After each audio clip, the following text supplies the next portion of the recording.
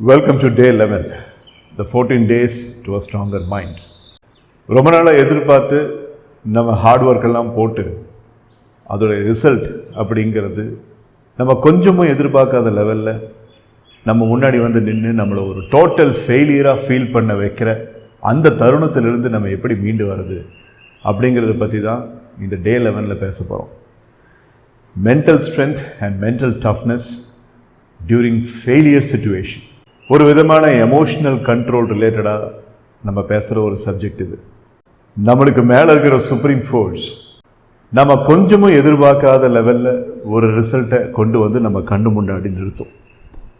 பயங்கரமான டிஸப்பாயின்மெண்ட் கொடுக்குற மாதிரி ஒரு ரிசல்ட்டை கொண்டு வந்து நிறுத்தும் போது அந்த டைமில் நாம் ரொம்ப எமோஷ்னலாக கொலாப்ஸ் ஆகிருக்கிற டைமில் பண்ணக்கூடாத விஷயங்கள் அப்படிங்கிறது டெசிஷன் எடுக்கக்கூடாது. எதுவும் கடவுளையோ நம்ம சுப்ரீம் ஃபோர்ஸையோ குறை சொல்லி கோவப்பட்டு தப்பு பேசக்கூடாது.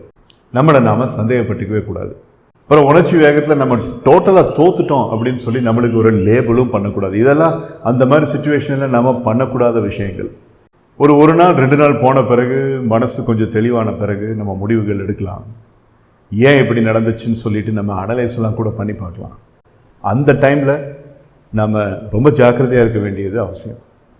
பட் மறுபடியும் ஒரு மோட்டிவேஷனை பிடிச்சி பேக் டு த ட்ராக் வரதுங்கிறது ரொம்ப சிரமமான ஒரு விஷயம்.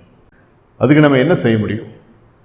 நெவில் காடார்டோடைய கான்செப்டில் இஸ்ன்ட் தட் வண்டர்ஃபுல் அப்படின்னு அவர் ஒரு ஸ்டேட்மெண்ட்டை உனக்குள்ளே சொல்லி பார்த்துக்கோன்னு சொல்லுவார். நம்ம ஆசைப்படுற விஷயம் நடந்திருந்தா எவ்வளோ அருமையான ஒரு விஷயம் நம்மளுக்கு நடந்திருக்குல்ல. இஸ்ன்ட் தட் வண்டர்ஃபுல் அப்படிங்கிற எக்ஸ்பிரஷனோட நீ பேசிப்பார் அப்படின்னு சொல்லி அவர் ஒரு புக்கில் எழுதினது நான் படிச்சிருக்கேன். அதை பற்றி வீடியோ கூட இருக்குது. ஒன்றும் இல்லை, isn't that wonderful அப்படின்ட்டு NEVILLEGODDARD அப்படின்னு அடிச்சு பாருங்க. பட் அது எல்லாராலையும் முடியாது. எப்படி நடக்காத ஒரு விஷயத்த நடந்த மாதிரி isn't that wonderful அப்படின்லாம் நம்மளுக்குள்ளே கேட்டு நம்மளே நம்ம ஏமாற்றிக்க முடியும். ஆனால் அதை விட பவர்ஃபுல்லான ஒரு விஷயம் என்னென்னா accept and move on. நடந்துருச்சு, இனி அடுத்து என்னன்னு பார்க்கலாம் அப்படின்னு சொல்லி accept and move on அப்படிங்கிறது தான். அப்படி மூவ் ஆன் பண்ணணுன்ட்டு நம்ம முயற்சி பண்ணும்போது திரும்ப மனசுக்குள்ளே இல்லை இது ரொம்ப அநியாயம், இல்லை இது இப்படி நடந்திருக்க வேண்டியதில்லை, சரி நான் இப்படியெல்லாம் எதிர்பார்த்தேன், இப்படி நடந்திருக்க தேவையில்லையே, இந்த மாதிரி இருக்கிறதுக்கு பதிலாக இப்படி கொஞ்சம் வந்திருந்தா கூட நான் ஏற்றிருந்திருப்பேனே, இது ரொம்ப அநியாயம், கொஞ்சம் கூட எதிர்பார்க்கல, கடவுள் ஏன் இப்படி பண்ணுறாரு அப்படிங்கிற அந்த லூப் ஆஃப் டிஸ்கஷன்ஸ்குள்ளே மைண்டு போகிறப்ப தான் அந்த மூவ் ஆன் அப்படின்னு அந்த முயற்சி எடுக்கிறப்ப கூட நம்ம அதுலேயும் மறுபடியும் ஃபெயில் ஆகி ட்ராப் ஆகிரும். அப்போ இதை எப்படி தடுக்கிறது? இந்த மாதிரி தொடர்ந்து மைண்டுக்குள்ளே ஒரு negative cobweb of thoughts திரும்ப இல்லை உனக்கு இது நடந்துருக்கக்கூடாது, இல்லை இது பயங்கரமான அநியாயம், இல்லை உனக்கு மட்டும் இப்படி நடந்திருக்கவே கூடாது அப்படிங்கிற மாதிரிலாம் இருக்கிறது வந்து எப்படி நம்ம மீண்டு வர்றது? Remove the judgemental meaning. அதாவது அந்த ஒரு விஷயம் நடந்தால் என் லைஃபுக்கு அது அவ்வளோ முக்கியம்னு நீங்கள் ஒரு முக்கியத்துவத்தை செட் பண்ணியிருப்பீங்கள்ல, அது நடந்தால் தான் எனக்கு சந்தோஷம் அப்படின்னு சொல்லிட்டு ஒரு ஸ்டாண்டர்ட் ஒன்று ஃபிக்ஸ் பண்ணியிருப்பீங்கள்ல, அதை வந்து ரிமூவ் பண்ணிடணும். இது நடந்தால் தான் சந்தோஷம் அப்படிங்கிறத விட இது இல்லாமல் வேற ஒரு விதத்தில் கூட சந்தோஷம் வரும் அப்படின்ட்டு அதுக்கு ரிலேட்டடாக நம்ம மைண்டை ஓப்பன் மைண்டடாக வச்சுக்கிறது தான் அதுக்கான ஒரே வழி. இதுதான் நேவிகேஷன் பாத். இந்த பாத்தில் போனோம் அப்படின்னா இப்படி ஒரு ரிசல்ட் நம்மளுக்கு கிடைக்கும், அதுதான்டா உண்மையான சந்தோஷம் அப்படின்னு குதிரைக்கு கடிவாளம் போட்ட மாதிரி ஒரே ஒரு விதமாக நேரோ மைண்டடாக யோசிக்கிறதுக்கு பதிலாக கொஞ்சம் நம்மளுடைய மைக்ரோஸ்கோபிக் வியூ அப்படிங்கிறத மேக்ரோஸ்கோபிக் வியூவாக பார்த்து, ஏன் இந்த ஆப்ஷன் இல்லைன்னா இப்படி கூட போகலாமே, இந்த ஆப்ஷன் இல்லைன்னா இப்படி கூட பண்ணலாமே, இப்படியும் வாழ்க்கை இருக்குது அப்படின்ட்டு. படிப்பு ரீதியாக உதாரணத்தில் சொல்லணும் அப்படின்னா இன்ஜினியரிங் படிக்கணும்னு நினைக்கிற ஒரு பையன் வேறு ஏதாவது ஒரு சயின்ஸ் பேக்ரவுண்டில் போகிறது, அப்புறம் ஐடி ஜாபில் இல்லை தான் படித்த இன்ஜினியரிங்க்கு கோர் ஜாப் கிடைக்கணும் அப்படின்னு நினைக்கிற ஒரு பொண்ணு வேறு வழி இல்லாமல் எதுவும் கிடைக்காம கடைசியில் வேறு ஒரு லைனில் போய் ஜாப் ஜாயின் பண்ணுறது, பிஸ்னஸ் ஆரம்பிக்கணும் அப்படின்னு நினச்ச அந்த ஒரு ஆண்டர்ப்ரீனரல் லைஃப் இருக்கிற ஒரு பையன் எதுவுமே நடக்காமல் கடைசியில் வந்து ஒரு சேலரி ப்ரொஃபஷனில் போய் செட் ஆகுறது, இப்படி பல பேர் வந்து அவங்க எதிர்பார்த்த ஒரு சாய்ஸ் ஆஃப் வாழ்க்கை அப்படிங்கிறது கிடைக்காம வேற ஒரு சாய்ஸ் ஆஃப் வாழ்க்கையில் சந்தர்ப்பம் சூழ்நிலை அடிப்படையில் போய் ஜெயிச்சவங்களும் இருக்காங்க. ஒருவேளை உங்கள் லைஃப்பில் அந்த மாதிரி ஒரு விஷயம் நடக்கிறதுக்கு இது ஒரு ஓப்பனிங்காக கூட இருக்கலாம். Right, it's a hypothesis. So இதை அப்படியும் நம்ம யோசிக்கணும். அதுவும் ஒர்க் அவுட் ஆகலை அப்படின்னா போஸ்ட்போன் த சஃபரிங் அப்படின்னு இன்னொரு சைக்கலாஜிக்கல் கான்செப்ட் இருக்குது. நம்மளுடைய சோகம், நம்மளுடைய சஃபரிங் அப்படிங்கிறத டோட்டலாக அந்த ஏமாற்றம் அடைஞ்ச அந்த சுச்சுவேஷன்லேருந்து டோட்டலாக அதை தள்ளி போட்டு நம்ம மனசுக்கு சந்தோஷம் அல்லது நிம்மதி கொடுக்கக்கூடிய ஒரு விஷயத்தை செய்கிறது, ஏதாவது ஒரு படத்தை பார்க்குறது, இல்லை ஒரு ஃப்ரெண்டை போய் விசிட் பண்ணுறது, இல்லை ட்ராவல் பண்ணுறது, ட்ரைவ் பண்ணுறது, அப்படிங்கிற மாதிரி மனசுக்கு பிடிச்ச விஷயத்தை வச்சு இந்த சஃபரிங்க்கு நம்ம இப்போ அதுக்கான டைம் கொடுக்க வேண்டாம், அதை போஸ்ட்போன் பண்ணி அதுக்குன்னு இருக்கிற டைமை போய் இதை பற்றி யோசிச்சுக்கலாம் அப்படின்னு பண்ணுறதும் ஒரு ஆப்ஷன் இருக்குது.